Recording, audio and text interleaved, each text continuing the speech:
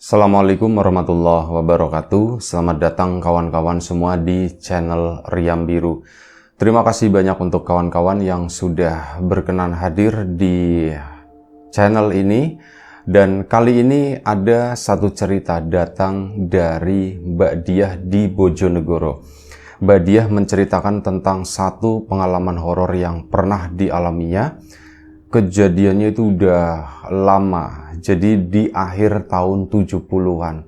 Mbak Diah ini lahir di tahun 70-an ya, dan pada saat itu usianya itu sekitar 7 tahun. Nah, malam itu Mbak Diah seperti anak-anak yang lain itu ada acara ngaji gitu kan, ngaji di salah satu rumah warga.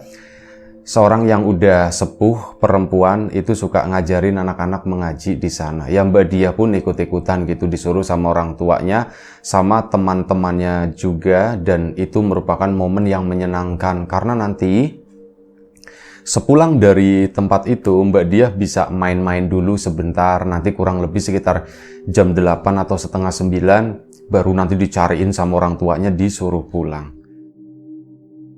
Nah, malam itu yang berangkat ngaji itu memang gak terlalu banyak. Di musim kemarau, pasca hari kemerdekaan ya, pasca 17-an begini, dan waktu itu banyak anak-anak yang lagi pada sakit. Beberapa temannya juga ya kayak gitu, pada ada yang demam, ada yang batuk kayak gitu kan. Nah, ini Mbak Diah alhamdulillah itu masih sehat-sehat aja. Dan akhirnya berangkat ngaji seperti biasa. Nah memang benar di sana pun sepi. Mungkin nggak ada setengahnya yang berangkat. Kok sepi ya? Mbak Diah biasanya saat berangkat itu ada 2-3 anak yang ngebarengin gitu. Mereka tuh berangkat bareng, cuman 3-3-nya itu ya pada kayak gitu, pada sakit semua. Mbak Diah awalnya sama orang tuanya, udah kamu libur dulu aja. Cuman Mbak Diahnya, nggak mau lah, nggak mau. Dia tetap pengen berangkat. Ya berharap nanti bisa ketemu teman yang lainnya, bisa ikut main-main juga. Nah, orang tuanya pun sempat bilang dia, nanti langsung pulang ya, jangan main sampai kemalaman, kata si ibu. Bu, kata si Mbak Diah, iya padahal dalam hati, nanti tetap aja aku mau main dulu. Udah, berangkatlah ngaji ke sana dengan orang atau anak-anak yang jumlahnya sedikit itu, dan akhirnya cepat selesai juga. Nah, sebelum kita lebih jauh ke dalam cerita, mohon izin mau promo bawang gorengnya Wiji terlebih dahulu. Bawang goreng murni, renyah, premium, tanpa campuran apapun. Kawan-kawan kemarin yang sudah memesan, terima kasih banyak. Untuk kawan-kawan yang belum memesan, belum sempat memesan, monggo ditunggu pesanannya. Bisa didapat di Shopee atau channel yang lainnya. Nanti untuk yang di Shopee bisa cek di produk di bawah ini ya. Itu aja, terima kasih. Sama untuk kawan-kawan semua yang kemarin atau sudah berkunjung ke channel Lapak Horor X Mbah Warmo, terima kasih banyak.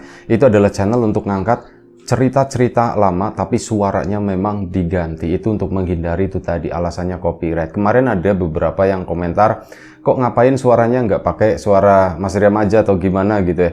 Enggak, memang setelannya harus seperti itu. Jadi kami tahulah untuk di belakangnya, kami lebih tahu mungkin gitu ya. Jadi itu aja. Terima kasih banyak semua atas dukungannya, dan kita balik lagi ke ceritanya Mbak Diah tadi. Mbak Diah malam itu selepas ngaji, rencananya memang mau main beberapa teman-teman, tapi ternyata mengecewakan.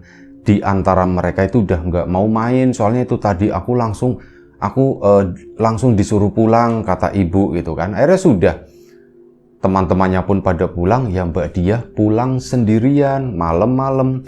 Tahun 70-an akhir itu di kampungnya Mbak Diah itu masih gelap di sana ya. Lampu penerangan jalan itu hampir ndak ada, dan sebagian besar warga, mungkin rumah itu Mbak Diah sendiri ndak terlalu ingat waktu itu listrik udah masuk atau belum. Cuman seingat dia ya masih gelap lah. Tapi karena terbiasa dengan kehidupan yang seperti itu, Mbak Diah anak usia 7 tahun pun berani-berani aja, meskipun ya ada sedikit rasa takut. Nanti kalau emang benar-benar takut ya dia pikirnya aku tinggal lari gitu doang, juga tahu-tahu sampai ke rumah. Lagian memang jarak tempat ngaji sama rumahnya Mbak Diah itu ndak terlalu jauh, paling sekitar 50 meter. Nah, pulang itu Mbak Dia sendirian. Ada rasa takut, tapi rasa takut itu hilang setelah apa? Dia melihat ada seekor kunang-kunang yang hinggap di salah satu daun di pinggir jalan di sana. Ih, itu kelap-kelip apa sih? Wah, jangan-jangan kunang-kunang gitu kan. Dideketin sama Mbak Dia. Ternyata itu bener. Ditangkep hap satu dapat. Ternyata kunang-kunang yang lain itu banyak. Banyak ternyata kunang-kunangnya. Ada belasan mungkin ya. Ini pada berterbangan ke sana dan waktu itu ini kunang-kunang tersebut kayaknya bergerak ke satu arah. Semuanya itu menuju ke sana, menuju ke jalan sempit. Sempit nggak sempit banget, cuman bukan jalanan utama di desa tersebut gitu kan. Ini menuju ke situ. Dan ke sana masuki jalanan tadi, jalanan gang itu, Mbak Dia pun akhirnya ngikutin ya. Anak-anak maunya itu bawaannya pengen tak tangkepin semuanya. Kalau udah ditangkep, dibungkus gitu dalam kerudungnya itu kerap-kelip kayak gitu. Mbak Dia udah dapat beberapa dan ini tuh masih banyak pada terbang ke sana semua. Ya tanpa sadar, anak kecil dia itu ngikutin sampai ke arah belakang, ke belakang rumah yang ada di pinggir jalan tersebut, muter ke sana dan ini nembusnya sendiri itu ke ada area kosong, ada beberapa pohon kelapa di situ, di dekat jalannya itu ada ndak tahu pohon apaan gitu ya, campur-campur, cuman agak masuk ke belakang itu pohon-pohon kelapa. Nah, di tempat tersebut itu biasanya warga, ini kan momen selepas 17 Agustus ya. Nah, biasanya warga itu bikin lomba-lomba atau apapun itulah yang berhubungan dengan berkumpulnya warga dan berurusan dengan lomba-lomba atau acara 17-an di area itu, di tanah itu. Mbak Dia ke sana asik nangkepin itu kunang-kunang sampai akhirnya dia itu nggak nyadar dia keperosok ke sebuah lubang. Lubang itu pas banget sama badannya Mbak Dia, bener-bener serep gitu ya, badan anak-anak usia 7 tahun kayak gitu, masuk sampai di bagian keteknya, tangannya itu masih begini dan lubangnya itu pas badan. Masuk ke situ bro, ini si kunang-kunangnya itu masih dipegang begini kan. Nah itu kunang-kunang itu muter-muter di atasnya Mbak Dia. Loh, aku masuk ke sini, aku masuk ke dalam lubang. Dia pun minta tolong, dia itu teriak-teriak, tolong gitu kan. Tapi gak ada satu orang pun yang datang ke sana. Ditungguin sampai Mbak Dia itu nangis, ya dia gak bisa keluar dari itu. Anak kecil ngangkat badan sendiri begini tuh susah, nggak tahu tekniknya, nggak tahu caranya. Kakinya mau mancal di bawah gitu ya, mau cari pijakan ya nggak bisa, orang lubang itu seret ngepas sama kakinya juga, mau nekuk aja nggak bisa. Bahkan posisinya Mbak Dia itu masih gantung di bawah itu, belum nempel sama dasarnya, dia belum menginjak apapun. Dan ya lama-lama kan tangannya juga akhirnya pegel gitu kan, nahan, akhirnya jatuh begini, cuman nggak bisa jatuh ke bawah, bener-bener kayak dikubur sampai segini gitu, sampai sebatas dada segitu doang. Dia teriak-teriak, dia nangis gitu kan, kejer, takut juga, cuman gak ada satu orang pun yang datang. Sampai Mbak Dia itu, dia kayak, ya aku teriak-teriak kok gak ada yang datang, sampai capek sendiri kan, udah diem begini, cuman ngeliatin ke tanah di situ. Ini kunang-kunangnya dideketin di situ, dikocok-kocok begini lagi, terus nyala lagi gitu kan. Ya itu tanah, cuman tanah biasa aja. Dan Mbak Dia baru nyadar, aku di kebun yang buat ini kemarin, buat lomba-lomba. Dan lobang tersebut itu adalah lobang bekas panjat pinang. Panjat pinang ditancepin begitu kan. Nah ini pinangnya udah entah pakai pinang, entah pakai bambu, nggak ngerti Mbak Dia waktu itu, udah dicabut, lobangnya belum ditutup. Nah itu Mbak Dia keperosok ke sana. Ya wis, kejadiannya tuh kayak gitu. Sampai akhirnya Mbak Dia itu udah diem, capek, nangis. Dia pun diem sejenak gitu kan, kayak nenangin diri, gimana ya aku caranya bisa keluar dari sini sampai akhirnya dia itu baru nyadar, mulai melihat sesuatu yang nggak tahu itu apaan, kata Mbak Dia. Yang jelas dia itu takut banget, cuman apa? Aku itu harus diam, aku nggak boleh teriak. Dia melihat banyak sosok-sosok setinggi pohon kelapa di situ ya. Ini pada jalan-jalan di sana kayak pada nyebrang, tapi warnanya tuh hitam doang. Di area situ gelap. Mata Mbak Dia sudah bisa menyesuaikan dengan kegelapan itu, sedikit-sedikit kelihatan. Nah itulah mondar-mandir, kakinya itu panjang setinggi pohon kelapa, mondar-mandir dari satu pohon ke pohon yang lain kayak gitu. Itu bolak-balik ke sana. Bahkan apa? Ada yang lewat di sampingnya Mbak Dia, ya kayak gitu, tinggi banget tapi cuman hitam doang kelihatannya. Bahkan kayak di terakhir-terakhir gitu Mbak Dia itu melihat sosok tersebut itu duduk di depannya, cuman ngebelakangin. Ngadepnya tuh ke sana. Mbak Dia tahan, jangan, aku nggak boleh teriak, aku nggak boleh apa gitu. Dan saat sosok tadi duduk di dekatnya Mbak Dia itu mencium satu aroma. Aromanya itu mirip kayak akar yang basah, mirip kayak bau tanah basah semacam itu. Kalau misal seingatnya Mbak Dia gitu ya, misal datang ke tempat yang lembab, terus di situ ada tumpukan kayu misalkan. Nah kayunya dibuka, baunya tuh bau lembab semacam itu. Baunya seperti ini, kata si Mbak Dia. Makanya Mbak Dia sampai sekarang kalau mencium bau itu agak sedikit trauma, karena keinget dengan kejadian ya waktu itu. Dia melihat kalau di total menurut Mbak Dia jumlahnya itu sekitar 10 lah, 10 sosok gitu ya, yang mondar-mandir, bolak-balik, muter-muter. Dan tiba-tiba saat ini ada yang duduk di depan situ. Angin itu berhembus, bres, kedengeran suara daun-daun itu kenceng banget. Dan mereka tuh kayak ketiup, kayak kedorong gitu kan. Semuanya pun kayak gitu, kayak kedorong dan pada minggir, pada menghilang ke sana, ke kebun yang lebih dalam lagi, yang lebih rungsep, yang jarang jamah sama orang. Masuk ke sana, Mbak Dia balik nangis lagi waktu itu, tolong. Nah di situ baru ada suara warga, "Weh, itu di sana," gitu kan. Ya, dia dipanggil-panggil. Yang Mbak Dianya nangis lagi, tolong lagi. Akhirnya warga pun menemukan, "Weh, dia di sini, ternyata dia di sini." Akhirnya apa ya, ketemu gitu kan, diangkat. Nah, begitu diangkat, "Ini siapa sih yang goblok begini, ini siapa nih kayak gini kok nyabut pohon pinang, kok nggak diuruk lagi, kok nggak ditutup lagi?" Ya itu anak-anak mudanya kena kan, lupa lah atau apa gitu, tapi itu nggak dipermasalahkan ya.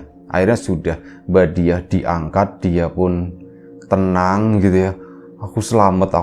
Akhirnya dibawa ke rumah sana. Begitu dibawa ke rumah, rame kan kampung. Jadi pada waktu itu kejadian Mbak Dia tadi mungkin masih sore, sekitar jam 8 lah, itu maksimal paling malam, nyemplungnya itu ya.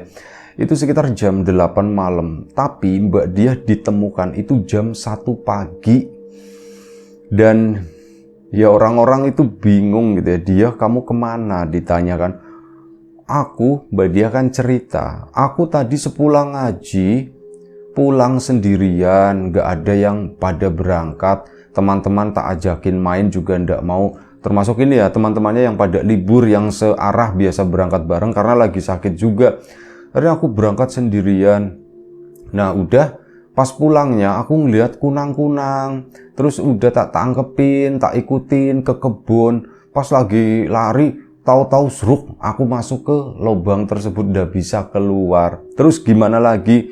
Ya sudah, aku teriak di situ, aku minta tolong, ya nggak ada yang datang gitu kan. Terus akhirnya Mbak Dia itu cerita mengenai tadi sosok-sosok hitam di sana yang bolak-balik di antara pohon kelapa, sampai ada yang duduk dan mereka itu hilang setelah ketiup sama angin. Nah dari situ mulai kedengeran suara orang-orang, kedengeran suara warga, dan ya akhirnya diselamatkan kan. Nah kali ini cerita dari pihak warga.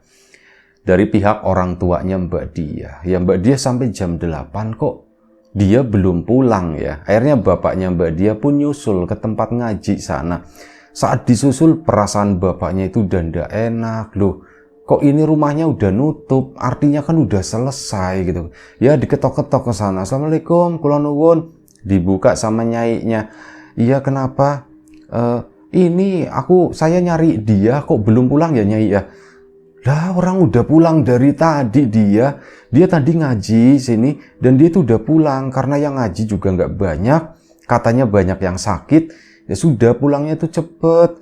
Ya udah dari situ kan waduh bapak kemana ya coba dicariin gitu di sekitaran situ, ngomong sama beberapa warga kan dia ndak pulang, dia belum pulang. Akhirnya warga pun berkumpul di sana, koordinasi, disebar nyari dia. Dicari kesana kemari ndak ketemu, bahkan lokasi tempat Mbak Dia kecemplung itu deket sama rumahnya Mbak Dia, dan lokasi tersebut pun enggak lolos dari pencarian. Warga nyari ke sana udah bolak-balik ya, di situ disenterin, enggak menemukan apapun. Bahkan warga juga memang enggak masuk ke area yang ada lubangnya itu, cuman di pinggirannya gitu, di senter-senter, dan enggak kepikiran sama sekali mengenai lubang bekas panjat pinang tersebut gitu ya. Tapi ya enggak ketemu, cari ke sana kemari enggak ketemu, sampai akhirnya ini udah mulai pada capek kan, yaitu hampir jam 1 pagi udah nyari kesana kemari belum ketemu, hampir menyerah. Tiba-tiba ada suara minta tolong, dan itu suaranya dia kan. Langsung kami pada bangun menuju ke lokasi, dan alhamdulillah Mbak Dia pun ketemu. Ya sudah, cerita itu pun nyebar rame, banyak diomongin sama warga keesokan harinya, banyak yang bertandang ke rumah. Bahkan bertandang itu nggak cuma nyari cerita doang. Mungkin tujuannya itu ya, nyari cerita.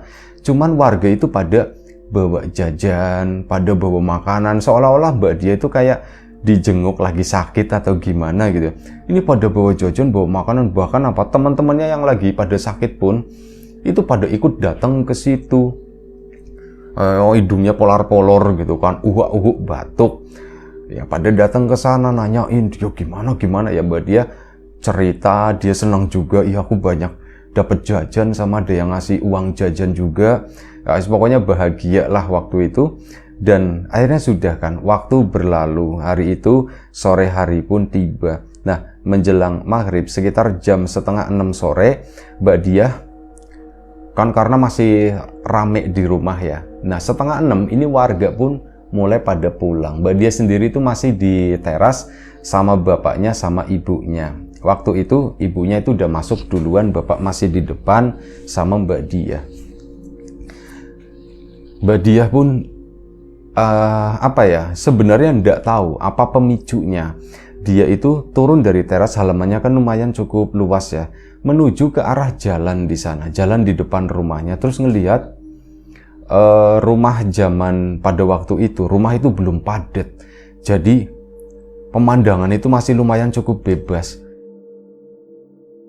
Kalaupun ketutup pun ketutup kayak kebun kayak gitu, dan itu masih bisa nembus ke sana kan. Nah ini menjelang maghrib tadi sekitar jam 5:30 sore, Mbak Dia itu ngelihat ke arah, kan itu tembus ke sana ke pohon kelapa tadi loh, karena memang lokasinya itu dekat kebun kelapa di mana Mbak Dia itu tenggelam, keprosok gitu di situ.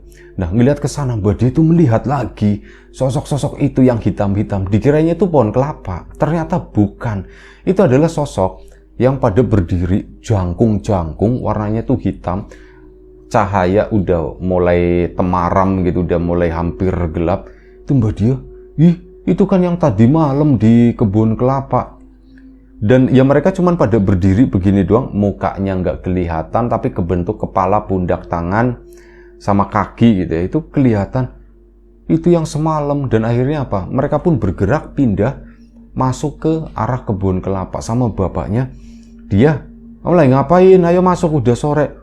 Pak, yang itu kelihatan Pak, katanya. Apa yang kelihatan?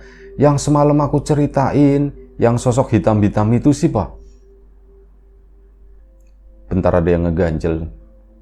Itu kelihatan Pak tadi, Pak, di sana Pak di kebun kol. Udah masuk kata bapaknya.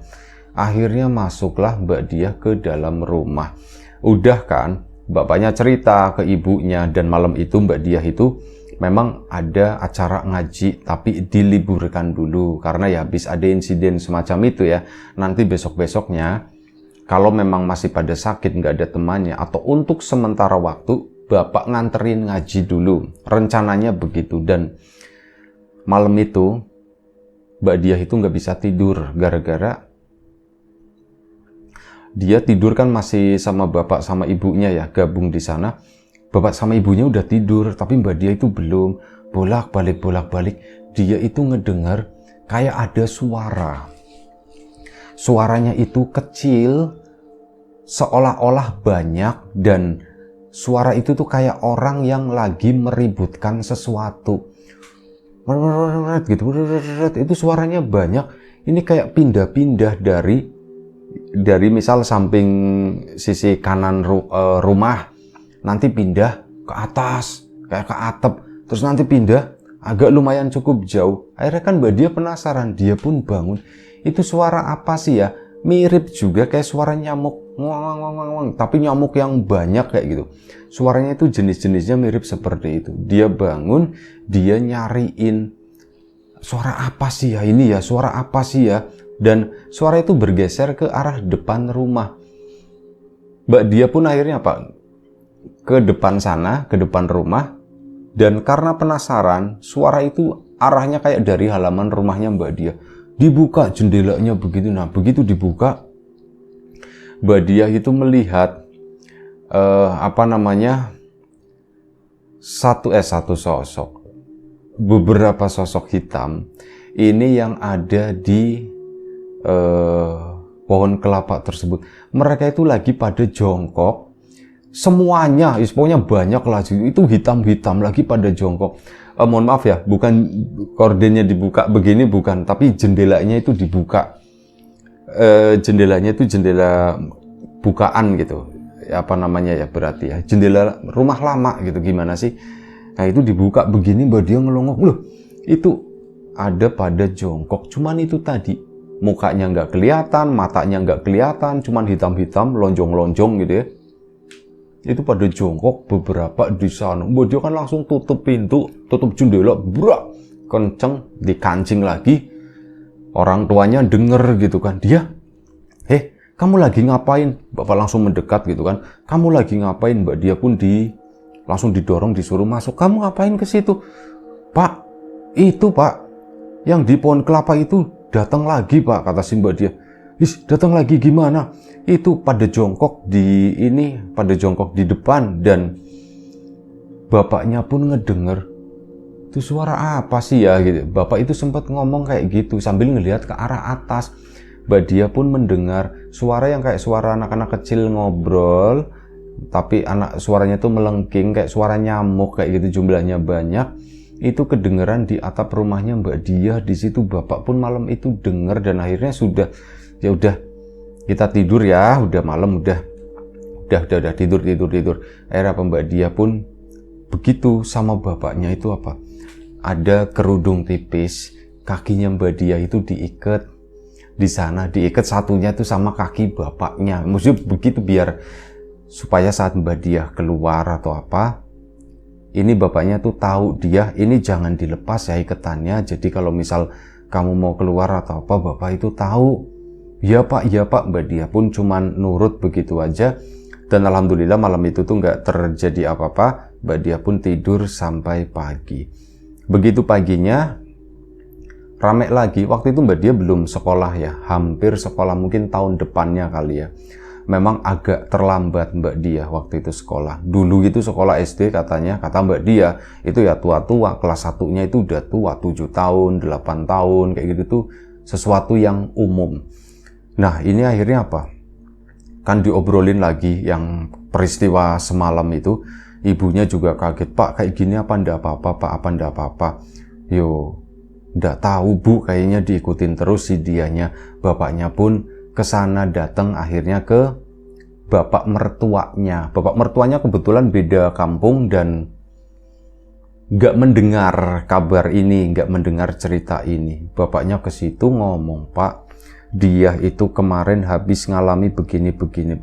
Yo wes, bapak tak rono gitu. Bapak itu tak pergi ke sana. Akhirnya ke situ datang bapak mertuanya dan biasa medianya tuh pakai air kayak gitu, disuruh minum segala macam, terus telapak kakinya itu dipijitin sama kakeknya, berarti ya kakeknya Mbak Diah itu. Nah setelah itu udah sore harinya si kakeknya Mbak Diah itu pergi menuju ke kebun kelapa tadi, melakukan satu ritual di sana, dan kakeknya itu sebelumnya minta beberapa barang gitu, ada nasi, ada air, ada telur dan sebagainya, kayak bikin sesajen sederhana pakai nampan gitu ya.